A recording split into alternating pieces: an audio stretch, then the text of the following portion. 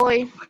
Vou colocar para gravar. E vou colocar aqui o livro e você me diz se está aparecendo. Tá. Está aparecendo o livro agora? Não, tá rodando aqui um.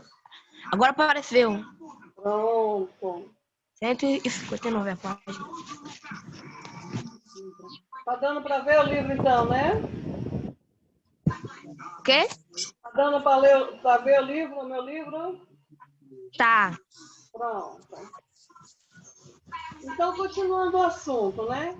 Como estava dizendo, as medidas, né, que criaram para conter a insatisfação popular, que era incentivar a expansão territorial, né? Movimentar ainda mais o comércio, né? Necessitava-se da mão de obra por causa do aumento do número de terras, né? Para acompanhar esse crescimento. Então, sem dúvida alguma, o fortalecimento do sistema político democrático, ele dependia do fortalecimento econômico, né? Pois, vamos lá para poder entrar.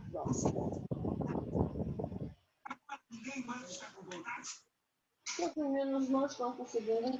Aí Samuel entrou. Pedro que não está conseguindo entrar.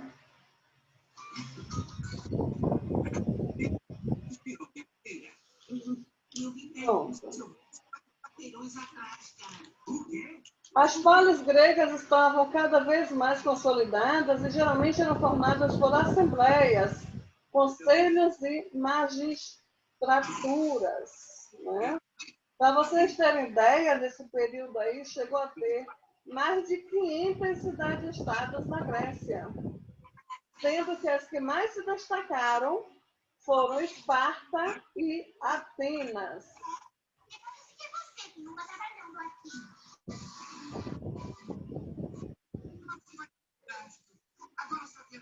Esparta e sua educação voltada para a guerra.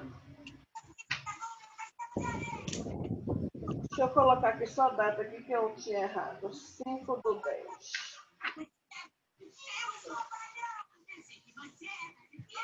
Sim. Esparta e sua educação voltada para a guerra. Bom, isso é interessante, o nome já diz, né? Eles investiam em educação, só que a sua educação era voltada para a guerra. Ei, Pro, Oi, amor. uma pergunta. Que dia que as aulas acabam? Acho que é quinta-feira. E volta que dia? Dia 18, na segunda-feira. Ah, Férias! Mini férias! Sim, como eu estava falando, né? A Esparta dava grande importância à cultura, né? Ou, desculpa, Atenas, ela dava uma grande importância à cultura. Já os espartanos, ele investiu na formação militar, né? E tinha que ter uma condição física apropriada. Aqueles que nascessem com problemas de saúde, com, digamos assim, com defeitos, né?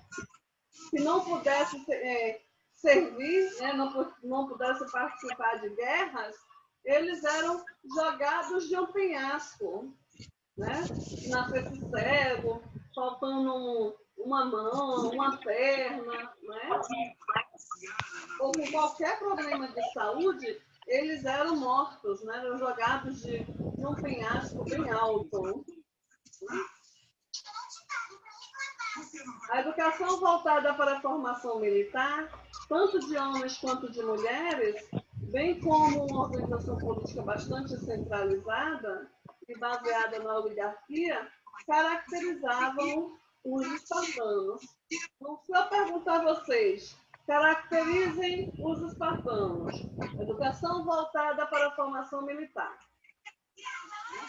Uma organização política bastante centralizada e oligárquica. Né? Uma sociedade com hierarquia muito rígida, sem mobilidade e estratificada. Então, essas são as principais características dos espartanos. Esparta era uma cidade-estado que não seguiu o caminho das demais, como que foi a democracia. Ela tinha um governo, né, cujo poder era centralizador, possuindo 2 reis que tinham funções específicas, né, mas que dependiam da Jerúsia e da Ápela, que eram 2 órgãos, né, que organizavam, e tinham conceitos bastante importantes na organização política, que era a diarquia, a Ápela, a Jerúsia e o Eforato. A diarquia foi... Alguém chamou? Eu não. Pronto. A diarquia era um sistema político em que 2 reis governavam para executar decisões tomadas em outras estruturas. A Ápela era uma das principais estruturas políticas de Esparta, no tipo de assembleia. Né? A Jerúsia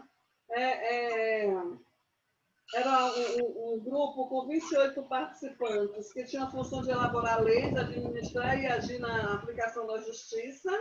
E o Eforato era um tipo de conselho que elegia 5 membros pela Ápela e tinha a função de conduzir a realização das assembleias. Então, nós podemos observar que todas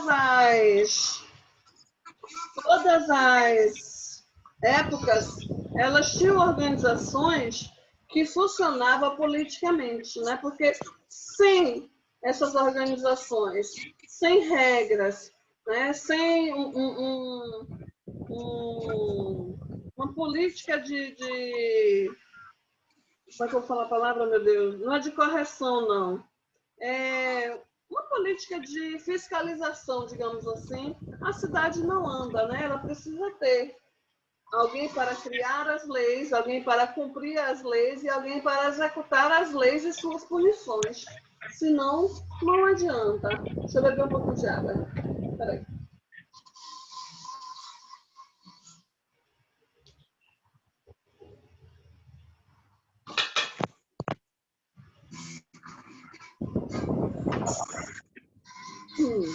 Sociedade espartana. A sociedade espartana ela era dividida em 3, né? 3 camadas, que eram os Esparciatas, os Periecos e os Ilotas. Lembrando vocês que a sociedade ela era estratificada, né? Ou seja, se você nascia esparciata, você continuaria sendo esparciata, né? Que era a classe mais alta, né? E nesse daí só estava quem era nascido, né? Dentro dessa classe. Eles recebiam educação militar e estavam à disposição do exército, né? Já os periecos, eles eram habitantes da Lacônia, né, que é uma região da Grécia, localizada na península do Peloponeso, né, onde se encontrava a cidade-estado de Esparta. Não possuía direitos políticos, né, embora fossem livres, tinham que pagar impostos, não recebiam educação militar, mas se houvesse uma guerra, eles eram obrigados a participar. Né? Geralmente eles eram artesãos e comerciantes. Bom, os ilotas, eles eram os prisioneiros de guerra usados como mão de obra escrava. Né? Eles não tinham nenhum direito, nem político, nem civil. Eu queria ver se eu conseguia fazer aqui uma... Não consegui, não. Quando a gente fala sobre a sociedade, a gente pode desenhar uma pirâmide, entendeu? Se eu perguntasse qual é a pirâmide social, deixa eu ver se aparece aqui. Qual é a pirâmide social espartana? Aí vocês deveriam desenhar um triângulo, né? Dividir esse triângulo em 3 partes. Aí a primeira parte, lá de cima, a pontinha seria os esparciatos, o meio, os periecos, e a parte de baixo, os zilotas. Deu para entender?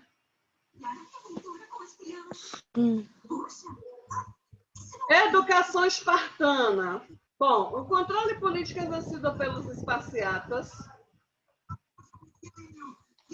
e a manutenção dessa produção econômica, ela dependia da educação dada aos cidadãos espartanos. Deixa eu anotar aqui a Ana que acabou de entrar. Bom dia, Ana. Bom dia. Deixa eu ver, Cauã saiu, foi, gente?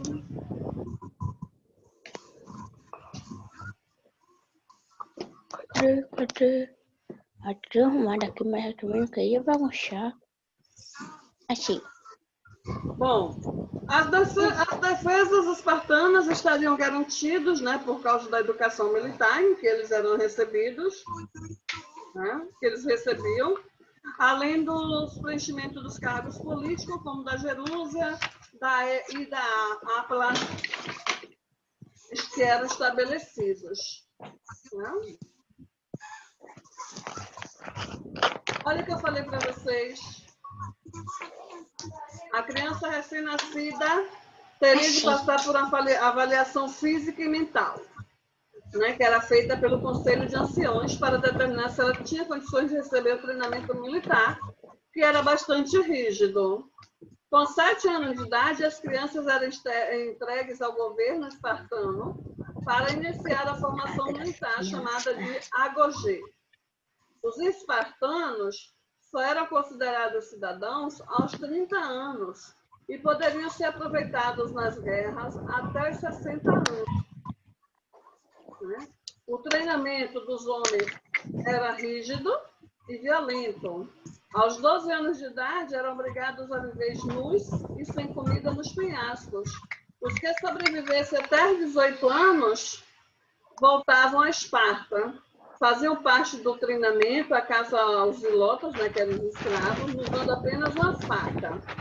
Era uma forma de preparação militar para as guerras.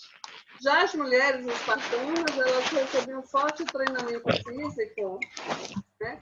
Ô, Ana, desliga o áudio, Ana, que tá ruim, tá fazendo barulho. Pronto. Obrigada, amor. Quando você quiser falar alguma coisa, perguntar alguma coisa, é só abrir o áudio. Fazia parte, era uma forma de preparação militar para as guerras. Já as mulheres espartanas recebiam forte treinamento físico para que pudessem ter grande vigor, né? O que poderia proporcionar o nascimento de crianças fortes e sadias. Né? Geralmente participavam de esportes. Após o treinamento e o exame de fertilidade, elas recebiam a autorização para casar. Né?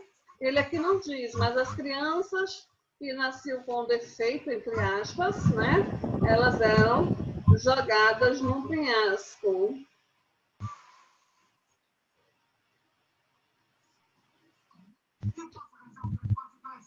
O esplendor ateniense. Bom, Atenas foi uma das cidades-estados que teve grande destaque cultural e político, diferente de Esparta. Né? A região onde Atenas surgiu apresentava condições territoriais bastante acidentadas, com muitas montanhas e solo árido. Esse solo ele não dava condições para uma boa produção agrícola. Então, a principal atividade desenvolvida foi o comércio marítimo. Várias rotas foram criadas a partir do porto de Pireu, em Atenas. No processo do comércio marítimo, né, com as diversas rotas estabelecidas, houve contato com vários povos que tinham costumes próprios, possibilitando a Atenas assimilar, né, bastante cultura desses locais.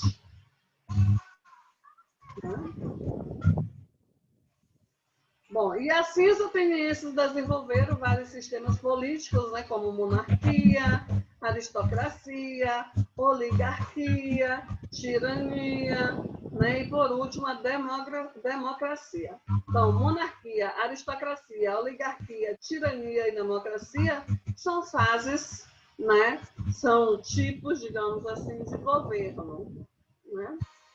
A oligarquia é um regime político em que o poder é exercido por um pequeno grupo de pessoas, ou pertencente ao mesmo partido, ou à mesma classe, ou à mesma família, né? Aqui no Brasil nós já tivemos o imperialismo, né? O imperador, né? Dom João, tivemos a oligarquia, né? A República das Oligarquias, que foi depois da República das Espadas, né? E hoje nós somos República, né, Democrática. Bom, organização social. Sociedade ateniense, se vocês observarem, ela é diferente da sociedade espartana, né? Olha, se eu pedisse a pirâmide social de Atenas, seria essa aqui, ó. Eupátridas, Gorgos, Demiurgos, Metecos e escravos. Então, seria um triângulo dividido em 5 partes, né? Começando com a parte de cima, que seriam os Eupátridas, que eram os descendentes diretos dos Jônios, né? Aqueles que fossem nascidos em Atenas, né? Conhecidos como bem-nascidos, ou eupátridas, compunham a aristocracia. Vinham os Gorgos, que eram os camponeses que trabalhavam pela sua subsistência nas terras dos aristocratas atenienses, não participavam de forma formativa na política. Depois vinham os demiurgos, que eram os artesãos e pequenos comerciantes, né? Depois os metecos, que eram os estrangeiros, mas eram livres, embora não pudessem participar de atividades políticas. E, por último, os escravos, que nem eram livres e também não tinham direitos políticos e muito menos civis, né?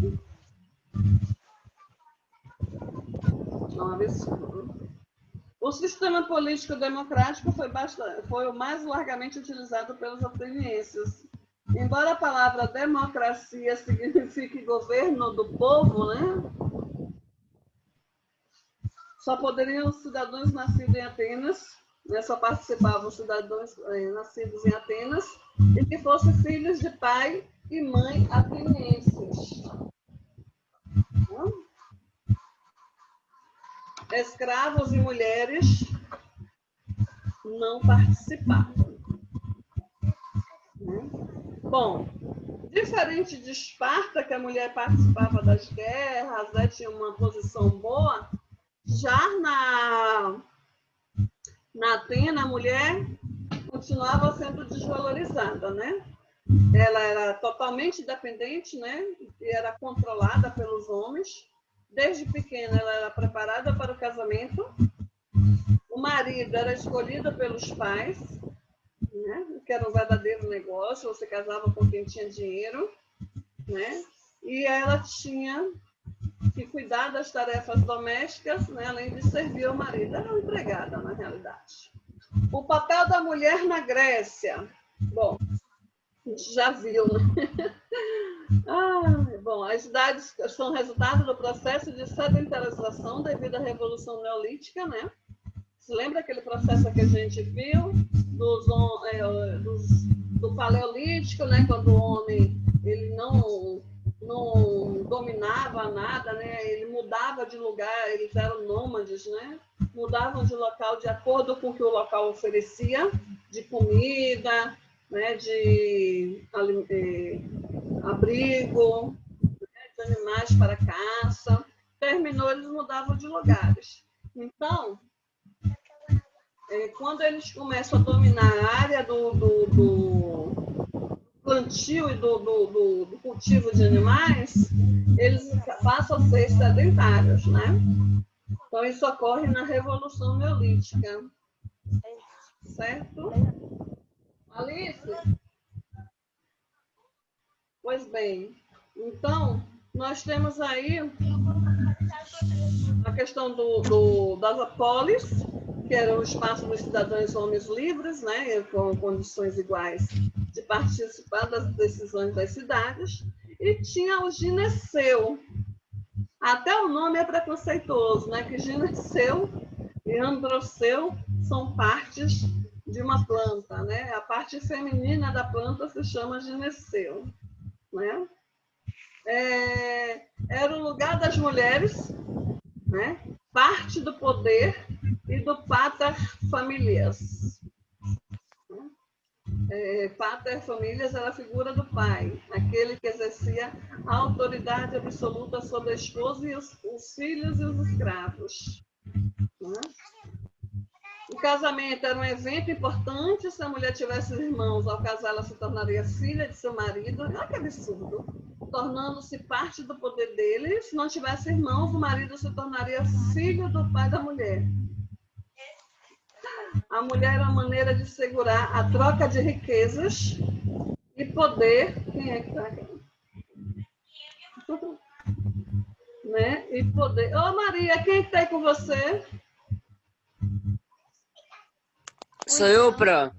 Amor, a professora me falou que você estava aí para eu anotar seu nome na presença. Porque meu celular, tipo, o sinal tá fraco, o sinal. Tem nada não. Eu só esqueci seu nome. John. John. É John? Sim. Pronto. Até que não estou tão ruim não, tá vendo?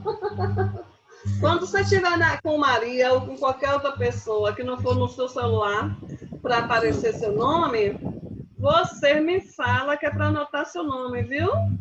Viu. Pronto, então vamos continuar.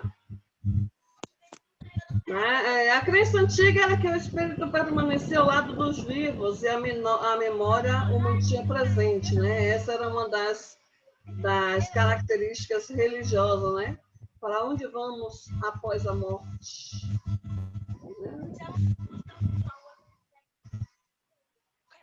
Bom, isso era quando a pessoa morria, né? Eles eram obrigados a ficar naquela coisa, só podia casar se algum deles morresse, não, né? As mulheres cabiam papel secundário e, assim sendo, ainda permitido pelos maridos ou pais nesses rituais. As mulheres tinham papel de destaque em alguns templos, né?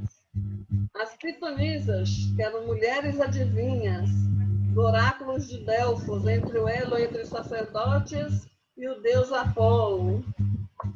Os limites da oíquia também eram os do mundo feminino na maioria dos casos. A educação era destinada à formação dos cidadãos. A paideia feminina era doméstica em um ciclo de transmissão de conhecimento práticos que unia uma geração à outra. Havia uma separação entre o universo feminino e o masculino.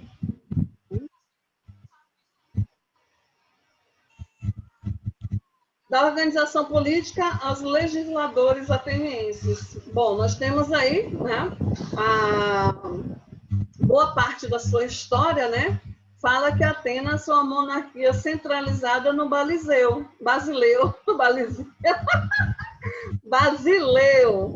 O óculos da professora está deixando ela mais cega do que ela já é, viu, gente? Ai. Então, nós temos aí a quem cabia toda essa decisão política, econômica e social, né?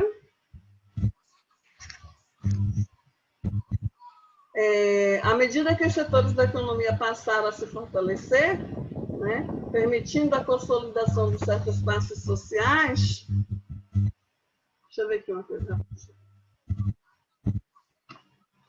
Cadê? Uma classe social com o comércio marítimo e a produção agrícola forte, a aristocracia enfraqueceu o poder dos reis e iniciou um novo sistema, né? Uma nova classe social. Entendeu? Então muda. Você lembra a questão da pirâmide que eu falei para vocês? Nesse caso aí, muda. Né? Bom, nós temos aí o arconte, que era o arconte rei, exercia a função de monarca, mas ele também tinha responsabilidades religiosas. E tinha o areopago, né, que era um conselho, né, era um espaço político, né, onde as principais decisões e leis eram elaboradas. Com o controle político consolidado e a economia bem estruturada, as classes mais ricas eram fortalecidas. Ficavam cada vez mais claras a desigualdade social. Camponeses, artesãos e pequenos comerciantes eram cada vez mais explorados, né? Os pequenos proprietários não conseguiam competir com os grandes donos de terra, que eram os que elaboravam as leis, né? E aí os pequenos acabavam se endividando, perdendo suas terras e muitas vezes sendo escravizados.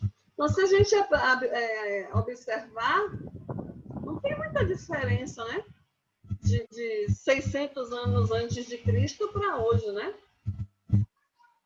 Porque aqui, por exemplo, no Brasil, 2020, manda quem tem terra, né? Os grandes proprietários de terra, cada vez mais acabando com as atividades das pequenas empresas, né? É complicado. A história se repete. Bom, com o agravamento dessa situação, o povo começou a pressionar os eupátridas, que insistiam em não atender os pedidos de acabar com a escravização por dívida. Os clamores populares também exigiam a redistribuição de terras de forma igualitária. Foi então que surgiram os chamados legisladores, que eram eleitos para os cargos dos arcontes com o objetivo de acalmar as tensões sociais. E os principais legisladores foram Dracon e Solon. Dracon elaborou um conjunto de leis que serviram de bases para o direito penal, né, punindo aqueles que trouxessem desordem para a sociedade. Já Solon, né, ele apresentou um conjunto de leis e reformas que atendiam, em parte, às vontades populares, deixando os eupátridas irritados. Bom, a gente já observou que a sociedade, diferente não é diferente, né? A sociedade ateniense da sociedade brasileira. Olha o que ele falou. O que Solon fez. Ele criou um conjunto de leis e reformas que atendiam, em parte, às vontades populares, deixando os eupátridas irritados. Então, se fosse aqui no Brasil, né, e um presidente criasse, né, um conjunto de leis e reformas que atendesse a boa parte da população pobre, com certeza iria deixar os ricos irritados. E a gente teve prova disso aqui no Brasil, né? Teve até julgamentos aí com acusações inventadas, né? Provas inventadas, né? Mas vamos deixar isso para uma outra hora. As principais medidas foram o fim da escravização por dívidas, a libertação dos escravos e a mudança nos critérios sociais para a participação política, né? Não seria mais o nascimento, né, em certa classe social que determinaria o controle político, e sim a riqueza. Se a gente parar para analisar, não mudou muita coisa, não. Ai, meu Deus. Bom, e aí, né, surge também o Pisístrato e Clístenes, né? Pisístratos, ele aumentou a insatisfação dos eupátridas, né, com as reformas defendidas pelo povo, né?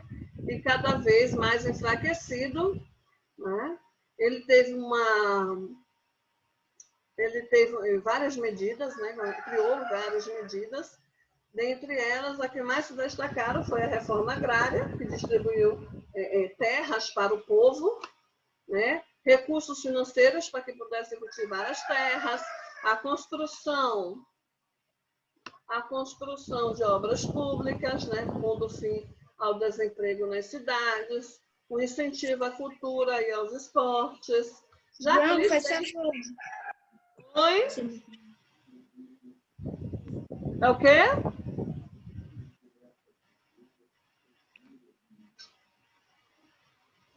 Já Clístenes, né, ele também criou regras, né, criou medidas que deixaram os eupátridas bastante irritados, né? Que foi a base, a criação da democracia, né? Que atingiu o governo de Péricles.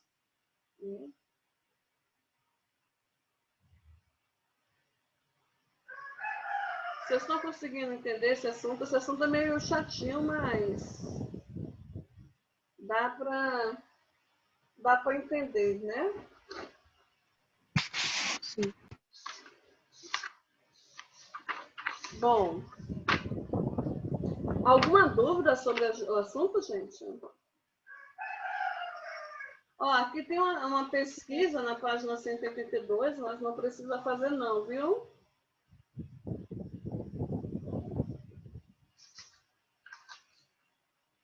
Certo? Então, vamos lá.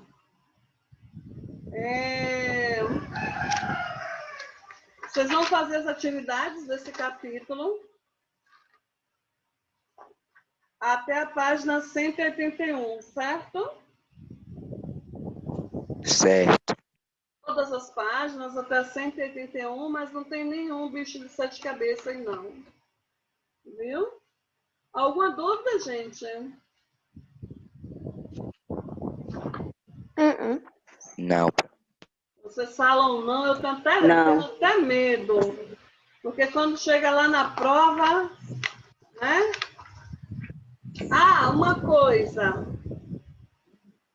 Eu tenho observado que vocês têm feito avaliação 2, 3, teve gente até que fez 4 vezes. Né? Aí a primeira acerta 2, depois acerta 3, depois acerta 5, depois acerta 8.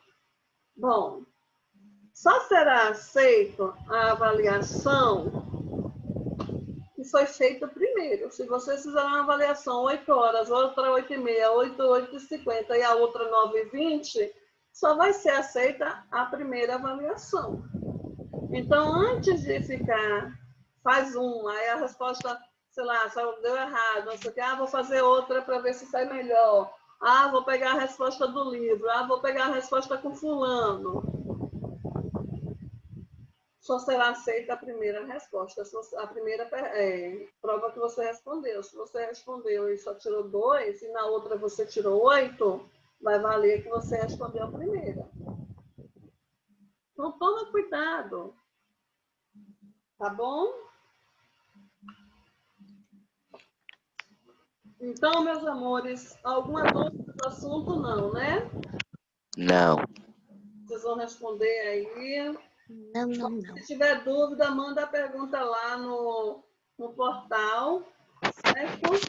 Só é para responder até a página 181. Tá bom? Tá bom. Então, um cheiro, um queijo. Deixa eu... desliguei aqui, peraí. Um cheiro, um queijo. E vocês no sábado? Eu vou. Eu não. Eu acho que eu também não vou, não. Porque eu estou fazendo um curso